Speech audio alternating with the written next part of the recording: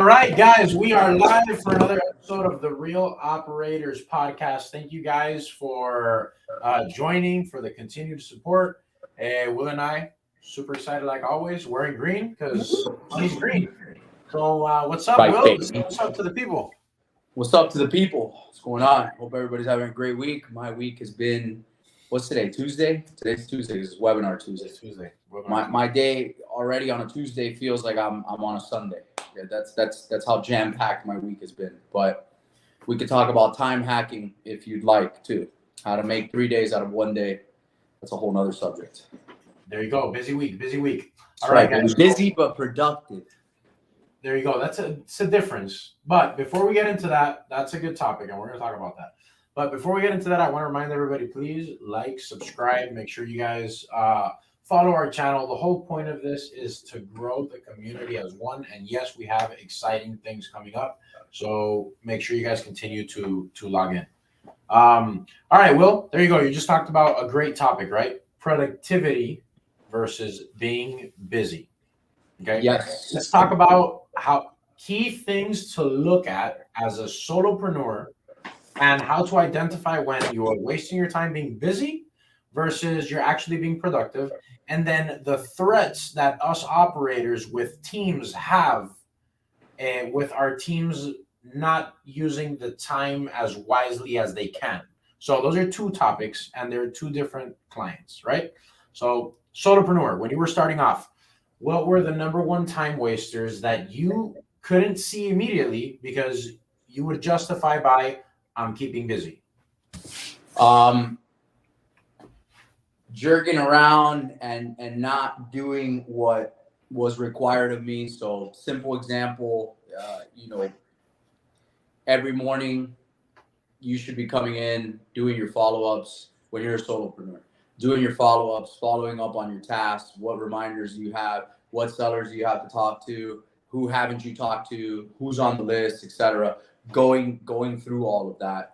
Sometimes you see a shiny penny or you see a new lead. It's not to say that you shouldn't focus on that or pay attention on that, because of course you should, because that could be a really great opportunity, but also making sure that you stay and you block out your days. So one thing that I learned I'd say like my first year in business, I had a mentor that told me every 30 minutes, I want you to write down on a little notepad what you've done in the last 30 minutes. So every 30 minutes, set a reminder, write down what you've done in the last 30 minutes. And you go through that. So like, let's say that you're going 8 to 6, 8 to 7, which by the way, if you're a solopreneur and you're just starting out and you're not putting up 12, 13, 14-hour days, please do yourself a favor and start doing that. If you can't do that for any reason, figure out how to leverage other people's time, figure out how to time hack. I don't care what you have to do. If you have kids, if you have a family, if you got a dog, if you got a cat, if you got a girlfriend, if you got a boyfriend, I don't care what it is. 40-hour weeks is not how you start a business. No, and it's certainly not how you grow. So I can't tell you how many times I hear of people like, oh, well, in my off time. I'm like, dude, if you're brand new and you're not profitable, the word off and time and off time or time off are off the table. The only reason that they should be off is off the table. Seriously. They shouldn't be a thing because you should be obsessed and you have to put that level of dedication, that extra level of work and beyond, and for extended periods of time in order to see some real results. So, one of the reasons why I excelled early on, I didn't know that I was doing the right thing. I didn't know I was doing the wrong thing, but I was talking about this with my girlfriend last night. Going in, like I was 100% dedicated and focused into wholesaling and real estate. I wasn't dibby-dabbling in how to be a crypto millionaire, how to hit a GameStop stock, or how to learn about gold and shorting futures and the FX and the Forex world and doing wholesaling on the side. I wasn't doing any of that shit. I was solely focused on how to acquire and disposition deals, aka wholesaling. That's what I was only focusing on. Laser focus. That's so important. I never did my first fix and flip till almost 3 years into the business. There's an example, dude, about how much hyper focus will drive a team together, right? COVID. China built a whole hospital in 7 days. A badass state-of-the-art hospital in 7 days. The Right. only reason they achieved that is because the whole group of people working on that were hyper focused on one task that was the utmost importance to them, which was build this hospital and figure it out in 7 days. I'll give you For COVID, that hospital would have probably taken 3 freaking years to be developed. And I'll give it to your point. I'll give you a perfect, just a simple little stupid example, but it's true. I didn't go to the gym this morning because I had an appointment that I couldn't miss and this and that. And I met another buddy of mine at an Airbnb, whatever. The point is I didn't go to the gym this morning, which is normally my routine. So I could normally be like most people, be like, well, you know what? I don't have the time. I looked at my watch and it was 5:10. My webinars are at 6. We never miss them. Appointment, I was done at 5:10 and I was like, shit.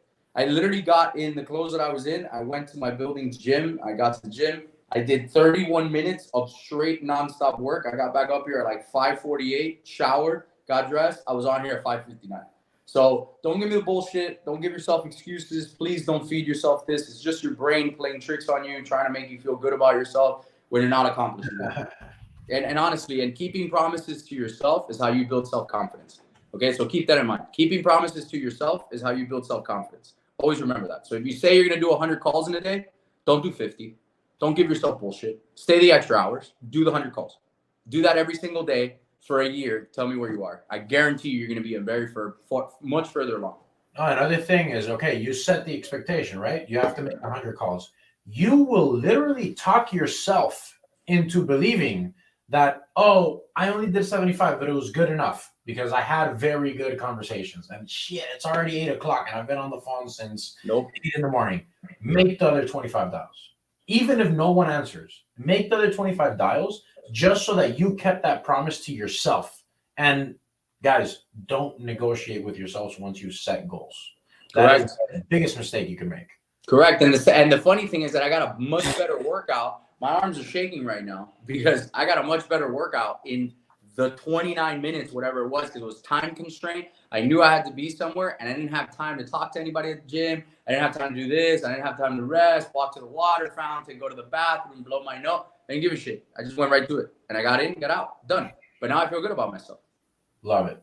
All right. So now let's talk about people that have teams, right? What's the easiest way for time to be wasted in a team, and how, as the head of the team, do you keep track and make sure that everyone is hyper focused on their task, right?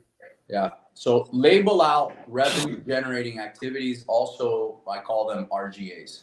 So revenue generating activities are activities that actually line up with moving the needle, or AKA driving revenue for the company. So what's an example of a revenue generating activity? Talking to a seller and negotiating to get a better deal. That is a revenue generating activity. What is not a revenue generating activity? Going to a property and putting a lockbox. That's the simplest examples I can give you. Putting a lockbox on a property, yes, it's necessary. Yes, it may lead to a buyer, which is a revenue generating activity, but that is not in itself a revenue generating activity. That is a $40, $50 task. You can pay someone to do it. Do that. Put yourself on the phone. Talk to more sellers. Talk to more buyers. Move more deals. That's a revenue generating activity. So tie up all your departments: acquisition, disposition, transaction, coordinate, all that stuff. Everyone in their departments has revenue generating activities. Make sure that they're clear cut, as simple as possible. Tie KPIs to that, and just track everyone's revenue generating activities. That's it. It's. I don't have a grandiose answer because I've tried it every freaking which way to Sunday, and that's what's worked. That's what drove us to $7 million a year. That's what drives revenue. You need to focus on what that revenue generating activity is and dial it in. And another big one, I mean, for the team, which you mentioned, there is the importance of only wearing one hat. You don't want your transaction coordinator also dispositioning the deal, also dabbling with some of the acquisition stuff because the acquisition guy isn't writing the contract or whatever it is. You want to have very clear-cut expectations per department, and then you don't want your department stepping on each other's toes or dabbling with each other's stuff because it's just against the hyper focus, right? You want to train you guys to be good at what it is that they do and hyper focus on that task. Also, make sure, very important, you will learn this the hard way if you don't do it. Make sure The right butt is in the right seat. And what I mean by that is the right person is in the right job or the right task. Sometimes you have a very, very high performer who could be great in sales in an administrative role. That person is going to burn out, quit, be bored, or not produce for you. And then you're going to get frustrated with yourself. You're going to end up firing that person. You're going to end up getting emotionally, invested. All that bandwidth is spent there when all the while you had a Ferrari driving through a road with speed bumps. Car's not going to go very fast. It's not going to do what a Ferrari is meant to be. Ferrari's meant to be on a track to haul ass. Let it open up. So make sure that you have that right person in the right seat. All right, so I like that. Let's talk about understanding our team, right? One big thing that I like a lot. Some people, they don't love the PI, for example, but once I started using PI with the guys over at Sharper. Sharper. I think that's a game changer. And the beautiful thing about PI is not necessarily, oh, I'm this personality, I can't do this job, but it's understanding what you feel comfortable doing and how to best use your skill set, right? Funny that you mentioned PI because I was going through it with a student that I'm building out their business in South Carolina. And I was with him today and I showed him I showed him my PI profile. And I told him, I was like, you need to understand what this means and how important it is. And that's talking about the right butt in the right seat. For a long time, I didn't use PI or DISC or whatever, similar things. PI is predictive index, by the way. So we didn't use that, and we were getting very frustrated. We're like, man, why aren't these people producing? Why aren't they hitting their metrics? Why aren't they, why aren't they producing money? What's going on? Like, we're blowing money here and there. It's because it was the wrong person for that role. Right. You'd have a maverick in a transaction coordinating role, which a maverick, by the way, is a free-flowing person who typically does incredibly well at sales because they need that anonymity or that exposure to do it, and they need the autonomy to do it.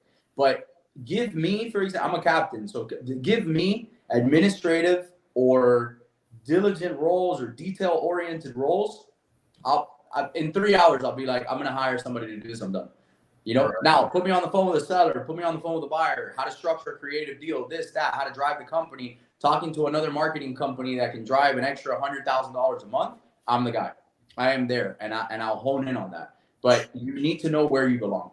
So I'll tell you my favorite thing about PI, and it's not necessarily what you're identifying exactly what you're good at, but it's also understanding other people, right?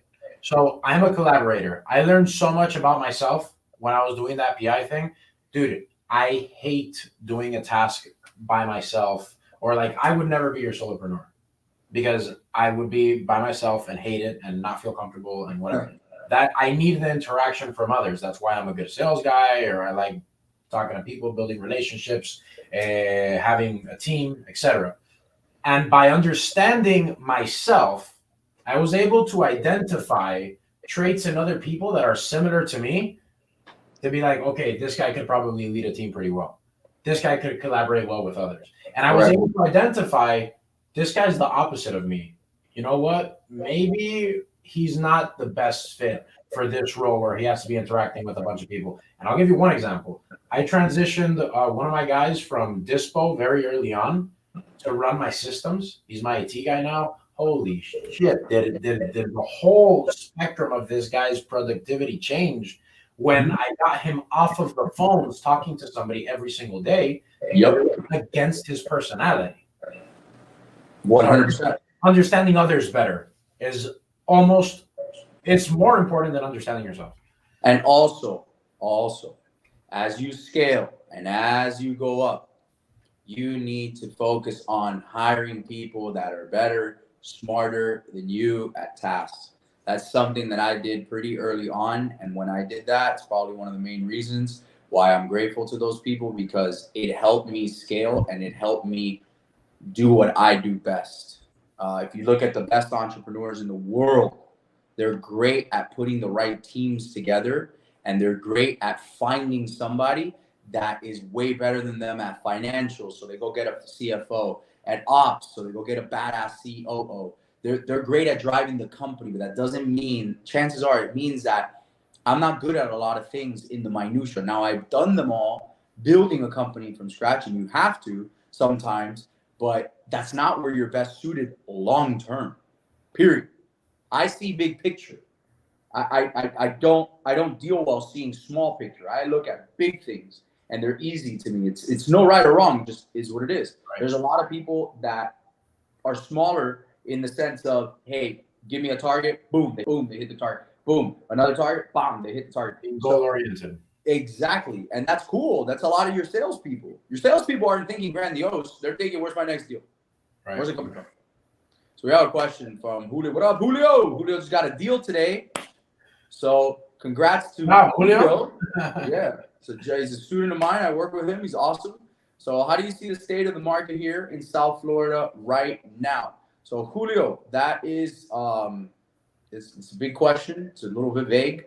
I'm gonna try to just hammer in on some points, and I'm sure Henry is too. So we were gonna talk about this tonight. Buyers are picking up, activities picking up as a whole. I'm seeing a lot more offers come in. I think we've probably, don't quote me on this, but I think we've probably hit a new price point. Now it's the reality of the new market. Right. Rates are a little cooler. Rates are a little calmer. We have a better handle on inflation. We have a better handle on what's going on. We got buyers that are coming back. Interest rates went down. More buyers are qualifying. They have the FOMO, the fear of missing out of, shit, I was just at 7%. Now it's at 5.9. Let me go buy now just in case they go up again. So that's upticked activity. So actually, I see South Florida right now picking up and heating up, and I think a lot more deals are going to move. That's what I'm seeing. I agree 100%. And another thing that I would add, though, Julio, it's South Florida is so interesting because there's little pockets that are still performing incredible. Like, yep. I'm telling you, you're losing properties. There's sellers, multiple offer situation. There's buyers with traditional financing losing properties. I'm seeing it in certain pockets. And then there's certain pockets that probably overvalued, and we still haven't gotten back to a correct number, I would say. South Florida as a whole, definitely ticking up. I think February numbers are going to be, dude, night and day difference from what we saw in December. I'm interested to see how the month ends and compare closed sales versus, or pendings, whatever, all the activity that happened in February versus what happened in December. But the buyer sentiment is very good out there, I think. And we're having it puts me in a way better feeling now to go back and buy as an investor. Agreed, and also inventory is still historically low, which means that prices are gonna stay and or continue to increase little by little. So inventory being lower and buyers upticking is gonna be a good thing. That's a healthy market. No way, shape, or form is it going to be COVID or the last 2 years. That's not going to happen, in my opinion. But there's a new runway now, is what I could say. Dude, if you would have asked me in December, I was very, very pessimistic. I would not have imagined this level of activity in February. Dude, I have a wholesale deal right now in 33147 that people are fighting over. I did not expect that. I did not expect multiple offer situation on deals that are sitting on the MLS again so quickly. Agreed. Especially in November and December, which was like, holy shit, like I'm gonna lose my ass on the deals that I own. Like I was very pessimistic November and December. Historically, too, Q1 in the year is always there's a lot of activity going on. So the end of the year always kind of sucks. Right. Historically in real estate, it is what it is. The holidays, this, that, people don't want to move, the kids with the school, the new year, blah, blah, blah, blah. Historically, Q1 upticks, and towards the end of Q1, great, summer, awesome. But yeah, I hope that answered your question. Yeah. Guys, if you have any more questions, please drop them in the chat. The best content comes from answering these questions, I believe. So yeah, please drop them in the chat. Another thing about the market, what do you think is going to happen when the Fed meets March 22nd in a month? Do you expect an interest rate hike? If so, how much? And should we be worried? I don't think we should be worried. I think the market's already priced in. I think they're going to do a 25 basis point rate hike, which is rare. It's the lightest they can go.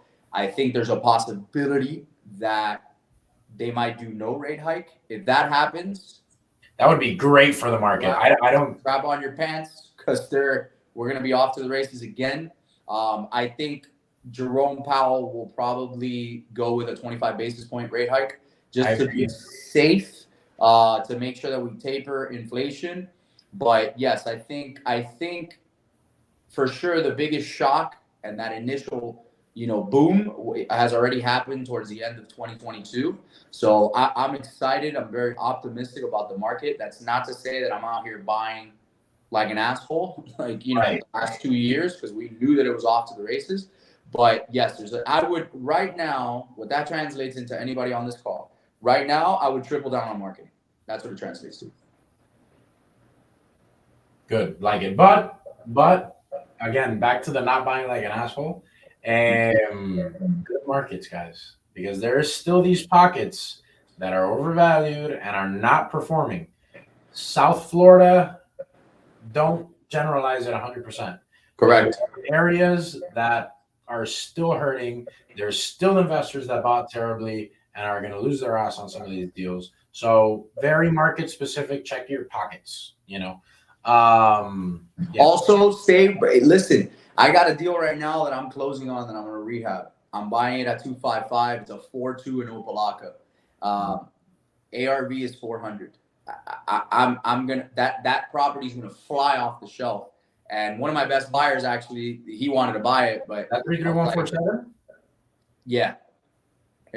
And I mean, it's a no-brainer for me because sub 400 in Miami-Dade, you find me how much inventory is available that's financeable under 400,000, and I'll wait to see how many there are, because there's not many. There's not many in Broward. There's not many in Miami. Definitely not many in Miami-Dade County. So when you stay below those FHA thresholds, you're gonna kill it every single time. Every single time. So remember, if you can tie something up sub, wholesale, sub 300 right now, you're good. If it's sub 250, write yourself a check. And if the ARV is sub 400, you're going to do very well. There's a lot more investors in that buyer pool. There's a lot more buyers conventionally, FHA, conventional buyers, etc. So you're always going to do well. When you start going up past that $500,000 mark, you better be buying right. That's for sure. Yeah, so what you want to look at, I mean, I think a great rule of thumb is what's the median value in that area that you're marketing at, investing in, whatever, be under it. If you're under the median value, in general, you're going to get a lot more activity than being over it. So Miami-Dade County, I think we're at like 550. Generalizing, check your pockets, don't buy like an asshole. But if you're under 550, that's definitely where I would stay. I'm not trying to get into luxury projects that are going to take me a year and a half. I don't think the market is that strong yet. But yes, that is funny because I got a few luxury ones going on right now, but it's a little bit different. Yeah, some fix and flips and some wholesales. But they have phenomenal margin. Like I'm pretty much buying these things like $100K above land value either way. So I don't see how I'm getting hurt for buying that close to dirt. Right. But again, yeah, the numbers really have to be right at that level. With so much spread, yeah, of course. The thing about luxury for me is your exposure to the market. I'd rather do a flip that I'm going to be in and out construction in 8 weeks back on the market than something that I'm going to probably take 4 to 6 months and I have double the exposure to the market. I agree. It's just how it has to line up. Don't get me wrong. It has to line up. For me, I've partnered with a lot of people that are experts in that market. So I'm just sourcing the deals and I'm bringing them and I'm getting equity. So for me, it just makes sense. And the numbers make sense. So it doesn't matter. They're easier deals to me too, which is fun. Yeah. So speaking of, and probably the last topic before we wrap this up, builder sentiment, right? There is still a huge inventory problem in South Florida as a whole, right? Generating. There isn't enough new construction, in my opinion. There is still a shitload of people moving from states like California, New York, etc., mainly blue states, right? Where are all these people going to fit? We have a huge problem with materials, steel, glass, concrete, and this is a worldwide problem. Okay, a worldwide problem that is happening while we have to rebuild countries like Ukraine, Turkey, etc. Miami is fighting for glass, steel, and concrete. This is like a very, very big macro problem that's happening, right? Yeah. Where I'm getting at is builder sentiment. Are builders buying? Is it a good time to lock up land? Are you marketing to land as aggressively? Yes. Yes. I like land. I'm being very aggressive with land. Land is a great opportunity. Land is trading very cheap right now. You can get some serious discounts on land. Builder sentiment, I tracked this and I made a video about it a few months ago. At the all-time high, builder sentiment was like at 80, which is a metric that they track. And at an all-time low, it hit like 43, which was like the worst, like October, November. I remember I was tracking it and the numbers came out. It was like 43, which was I think it was like a 20-year low or something. Maybe the low of like right after 09 or something. So, but now it's on an uptick. You know, builders permits, the amount of permit, all that stuff has been upticking. And I think builders are they can't satisfy the demand. So as long as that meets that and they're buying right, you know, that's what they're doing, and they're gonna kill it. They're gonna kill it historically. But we're not builders, you know. But yes, you should be marketing to land. Land is less competitive, you know, generally, and you just gotta buy. You just gotta buy right. But I still have a lot of buyers that are looking for land. A lot of buyers, and land. I mean, in areas like, you know, Homestead. If you can find land, Right, the mom and pop guy that's building 2, 3 sure. houses and homes and whatever. You think they're still doing good? They're not getting killed on their construction costs. Like you're still hawkish on that. I'm not saying that they're doing as good as they were, you know, before these supply chain issues, but they're listen, idle money doesn't do anything. So eventually these people are coming back to the market, which they are, because you got a lot of cash sitting on the sidelines. That's the difference between 07, 08, and that's why I don't like when people make comparisons to this with 07, 08, because I'm like, dude, there's nowhere near the amount of cash that there was in 07, 08. There was no cash in 07, 08. It was all leverage.